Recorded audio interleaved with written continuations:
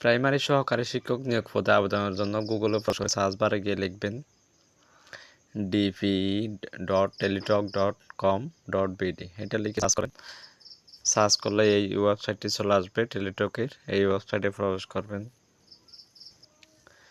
প্রবেশ করার পর এখানে প্রথমে এই হোম পেজটি চলে আসবে। আপনারা অবশ্যই জানেন প্রথম ও দ্বিতীয় ধাপে 2 ধাপে নিয়োগ হচ্ছে। প্রথম ধাপের যারা আবেদন করবেন তারা উপরের অ্যাপ্লিকেশন ফর্মে ক্লিক করবেন। দ্বিতীয় ধাপে যারা আবেদন করবেন ঢাকা চট্টগ্রামে তারা নিচের লাল বাটনে ক্লিক করবেন। ক্লিক করার পর এরকম আরেকটি পেজ আসবে। এখানে অ্যাপ্লিকেশন ফর্ম ঢাকা চিটাগং, এখানে নিচের লাল বাটনে ক্লিক করবেন। ক্লিক করার পর এরকম আরেকটি ইন্টারফেস আসবে। এখানে অ্যাসিস্ট্যান্ট টিচার এই বৃত্তের উপর ক্লিক করে নেক্সট বাটনে ক্লিক করবেন। ক্লিক করার পর এই ফর্মটি চলে আসবে।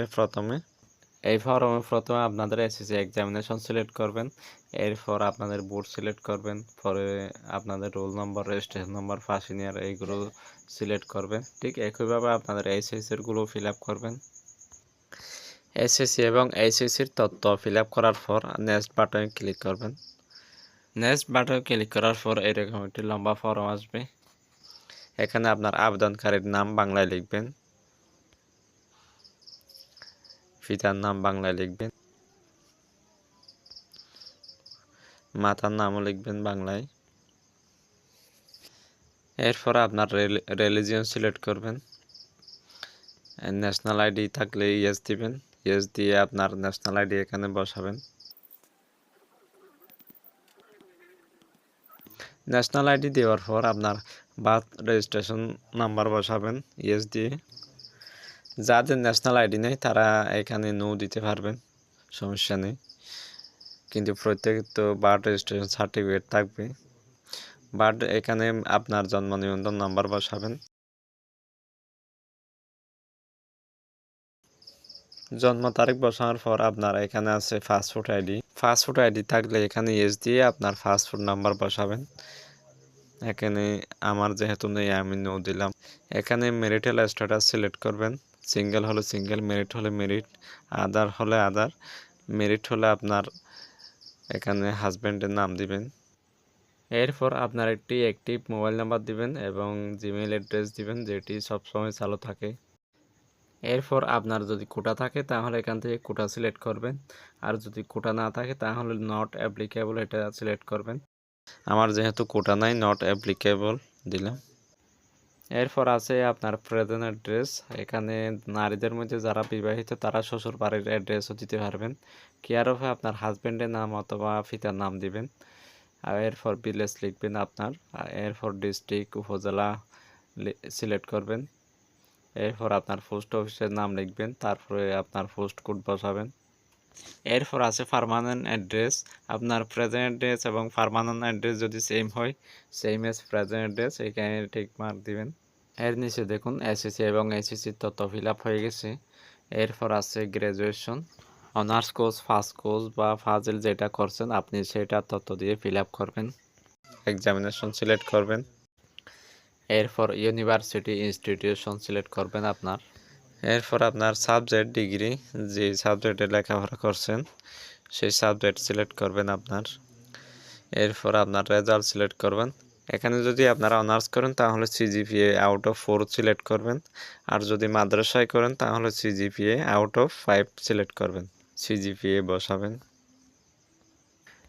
এরপর আপনার কোর্স ডিউরেশন, আপনি যদি ফার্স্ট কোর্স করেন তাহলে এখানে 3 ইয়ার্স, অনার্স করলে 4 ইয়ার্স সিলেক্ট করবেন।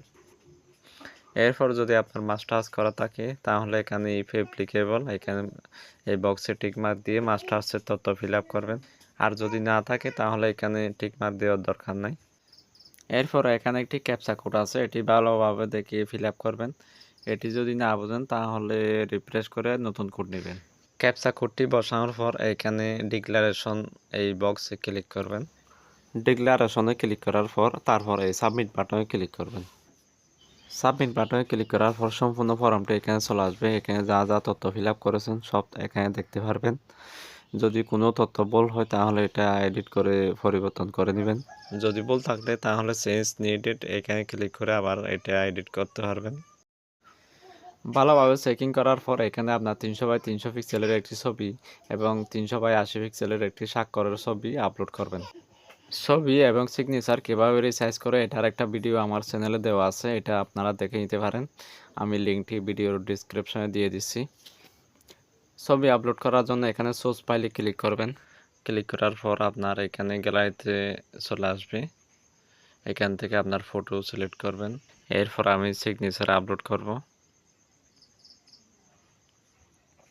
ওকে, দেখুন সিগনেচারও নিয়ে নিল। এখানে আবার একটা ডিক্লারেশন বক্স আছে, এখানে টিকমার্ক দিবেন। টিকমার্ক দেওয়ার পর সাবমিট বাটনে ক্লিক করবেন। এখন আবেদন সাকসেসফুলি সাবমিট হয়ে গেছে। এখানে একটি ডাউনলোড বাটন পাবেন, এখানে ক্লিক করে আবেদনটি ডাউনলোড করে নেবেন। আবেদন যখন সাকসেসফুলি হয়ে যাবে তখন আপনারা একটি ইউজার আইডি পাবেন। এই ইউজার আইডি ব্যবহার করে আপনারা পেমেন্ট সম্পন্ন করবেন। কিভাবে পেমেন্ট করবেন এটার বিস্তারিত এখানে দেওয়া আছে।